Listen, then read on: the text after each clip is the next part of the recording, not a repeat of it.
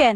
তোর না বিদেশে থাকার কথা, বিদেশে থেকে টাকা ইনকাম করার কথা, তুই এমনি করে বাড়িতে ফেরত এসেছিস কেন? হায় হায়, ও তো বাড়ি চলে আসছে। মা, একটা দুর্ঘটনায় আমার এই হাতটা হারাই ফেলি।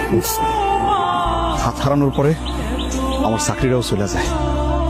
বিদেশের মাটিতে আমার তো আপন বলে কেউ নাই, সেই জন্য আপনাদের কাছে চলে আসছি। রাখো তোমার আপন। এই হাত হারায় তুমি বাড়ি চলে এসো না, এখন আমাকে সংসার চালাবো কেনা? টাকা পাবো কই আমরা? সবুজ, সবুজ, তুই তো আমার সংসারটা শেষ করে দিলি। জমি জমা বেচা তোর বিদেশে পাঠাইছি টাকা ইনকাম করতে, আর তুই কি করলি? পঙ্গু হয়ে বাড়িতে ফেরত এলি। এখন এই সংসারটা কি হইব? আমি তো ইচ্ছা করে পঙ্গু হই নাই, নিয়তি আমারে পঙ্গু কইরা আপনাদের কাছে নিয়ে আসছি। রাত তোর নিয়তি, তুই আমার স্বপ্নটা ভঙ্গ করছিস। তোর মুখ আর আমি দেখতে চাই না। কত মানুষ পঙ্গু আছে না, তার হাত নাই পা নাই। তোর হাত নাই তো কি হয়েছে? তারা কাম করতেছে না, তুই কাম করতে পারলি না? বিদেশে থেকে কাম করে টাকা পাঠাতে পারলি না? শোন, তোর আর ঘরে যাওয়ার দরকার নেই। তুই এখান থেকে আবার বিদেশে যা, বিদেশে গিয়ে টাকা ইনকাম কর। টাকা ইনকাম করে আমার টাকা পাঠা, আমি সংসার চালাই দেব। শয়তান বেটা হুট করে কোনো কিছু না কয়ে বাড়িতে চলে আসছে। এখন তোমার আমার ব্যাপারে যদি কোনো কিছু জানতে পারে, আমি তো সব শেষ হয়ে যাইব। একটা কাম করি, আমরা পালাই বিয়ে করি। এখন যদি পালায়া যায় তাহলে তো আরো সমস্যা হইতে পারে। আর তাছাড়া ওর কি আমার ডিভোর্স হয়েছে?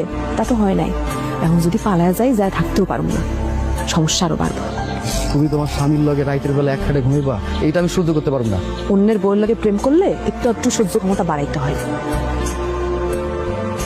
বিদেশ থেকে আসলে কারোর জন্য তেমন কিছু আনতে পারিনি, তবে তোমার জন্য নিয়ে এসেছি শাড়ি আর গয়না। ইচ্ছা ছিল আর অনেক কিছু আনার, ইচ্ছা থাকার সত্ত্বেও আনতে পারিনি। তো পছন্দ হয় তোমার? তোর শাড়ি তুই পর, তোর শাড়ি চুরি দিয়ে আমি কি করুম রে? হ্যাঁ, আমি তো তোর সাথে সংসারই করুম না, আমি তোর লাগে থাকুম না, আমি ডিভোর্স দিয়ে দেবো। তোর মতো পঙ্গুর সাথে থাকে আমি কি করবো? কি বলতেছো তুমি বউ? পাগলের মতো কি বলতেছো? তুমি আমার তালাক দিবা মানে? তো তালাক দেবো না কি করুম?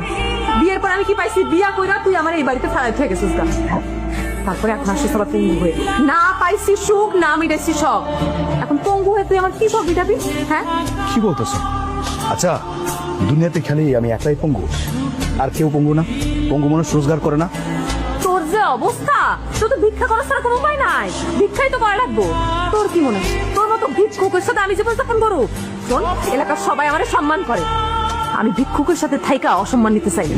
কি বলতেছো? আমি তোমার হাজবেন্ড। হাজবেন্ড না চাই। এই তুই কি এর হাজবেন্ড রে? তুই বউয়ের কোনোদিন সকাল তুমি যেতে পারছোস? পারস নাই তো? প্রবাসী তুমি কি করছিস তুই আমার জন্য? হ্যাঁ, তুই পঙ্গু আর প্রবাসী আসছিস, আসছিস কেন? তুই প্রবাসী চলে যা, তোর মুখ তো আমি দেখতে চাই না। কি বললা তুমি? কি বললা? তোর মতো কুলাঙ্গারের দরকার নাই তো আমার।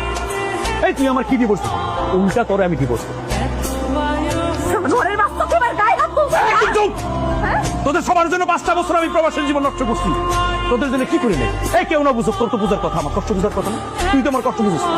তোর আমার দেখি, হ্যাঁ, বিদেশ থেকে টাকা পাঠাইছি আর বৈশা বৈশা খাইয়া জিব্বার মধ্যে তেল হয়ে গেছে না? তোর মতো জানোয়ারের লগে আমি সংসার করব না। করিস না। আমি ডিভোর্স দেবো, তোর ডিভোর্স দিয়ে তারপর যাবো এখান থেকে। আম্মা, রিমি এগুলো কি কইতেছে? ও আমার কাছে ডিভোর্স চাইতেছে। আপনি একটু বুঝান তো আম্মা, ও মনে হয় আমার কাছে রাইকে আছে আমার প্রতি। তোর বউ তোর কাছে ডিভোর্স চাইবো না তো কি করবো? তুই তোর বউরে সুখ দিতে পারবি? হ্যাঁ, বিদেশ থেকে এসে পঙ্গু হইয়া না দিতে পারবি পেটে ভাত, না দিতে পারবি সুখ। তোর বউ ডিভোর্স চাইবো না তো কি করবো? একটা পঙ্গু লোকে কি করবো? আম্মা, এটা আপনি কি বলতেছেন? আমি তো আর ইচ্ছে করে পঙ্গু হই নাই, দুর্ঘটনায় পরে এরকমটা হয়েছে। এটা আমার কপালে আসছিল, আমি কি করবো কোন? করবো তোর লোকে সংসার করবো কি করবো না এটা তার ব্যাপার।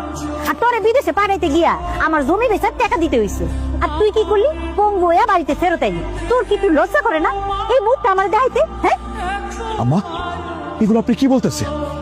আমি যে বিদেশ থেকে এতদিন টাকা পয়সা পাঠাইছি, এগুলোর কি কোনো নাম নাই? সংসারের খরচ তো আমার টাকাই চলে। শোনো ভাই, তোমার বিদেশ পাঠানো হয়েছে টাকা ইনকাম করার জন্য। তুমি টাকা ইনকাম করবা, জায়গা জমি কিনবা, পালঙ্কটা বানাইবা, গাড়ি কিনবা, তা না খালি সংসার খরচে টাকা পাঠাও। হ্যাঁ, আর এখন যে তুমি পঙ্গু হয়ে বাড়ি চলে আইছো, এটা কি ঠিক হয়েছে? তুই এগুলো কি বলতেছস? তবু কথা শুনে মনে হয় কি আমরা প্রবাসীরা মানুষ না, টাকার মেশিন। ঠিকই, তোমরা প্রবাসীরা মানুষ না, টাকার মেশিন। তোমাকে বিদেশে পাঠানো হয় টাকা ইনকাম করার জন্য, ভ্রমণ করার জন্য না। তুই আসলে ঠিকই করছিস, আমরা প্রবাসীরা মানুষ না, আমরা হইলাম টাকার বেশি। আমাকে কোনো স্বপ্ন থাকবে না। আমরা যদি বিদেশে গিয়ে মরেও থাকি, লাশটা যে বাড়িতে আসবো সে নিশ্চয়তা নাই, দাফন কাপন কপালে চুরবো কিনা তারও কোনো নিশ্চয়তা নাই। কারণ পঙ্গু বোঝা হয়ে রয়েছে দামগো গাড়ি, তোর টানবো কি? শোন, তোরে আমরা বহায় বহায় খাওয়াইতে পারবো না, তুই বিদেশ থেকে আবার বিদেশে চলে যা, যা। এই রিমি, রিমি নাও দাও একটু পানি খাওয়াই দাও। নাও, নিজেটা নিজে ঢাইলা খায় নাও। আরে ঝাড় মুখে এমনি একটা হাত তো আমার নাই, একটু ঢাইলা পানি খাওয়াই দিয়ে যাও না। তো ভাত খাইতে পারতেছো, পানি খাইতে পারো না নাকি? আগে খাও নাই? বিদেশে ছিল না? কে খাওয়াইছে তখন তোমারে ঢাইলা ঢাইলা? নিজে খাও নাই, না খাইছিলা? এখন আমারে দেখা কি নাটক শুরু হয়েছে? এটা কেমন কথা কইতেছ? বিদেশে যাওয়ার আগে তো প্রায় দিনই আমার খাওয়াই দিতা, আমি নিজে নিজে খাইতে চাইতাম, তুমি তো খাইতে দিতা না, বলতো তুমি মাইখা আমার খাওয়াই দিবা, তাতে ভালো লাগবে। আর এখন পানি চাইছে তা তো বাধা, দাও না একটু পানি খাওয়াই দাও না, একদম মাথাটার মধ্যে উঠে গেছে খাবারটা। বাহ বাবা, বাহ বাহ, কি সুন্দর অভিনয় দেখাইতেছো, ভালোই পারো। নিজেরটা নিজে ঢাইলা তারপর খাও, আর খাইতে যদি না পারো এন্দা উঠা চলে যাও। দাও না, একটু খাওয়াই দাও।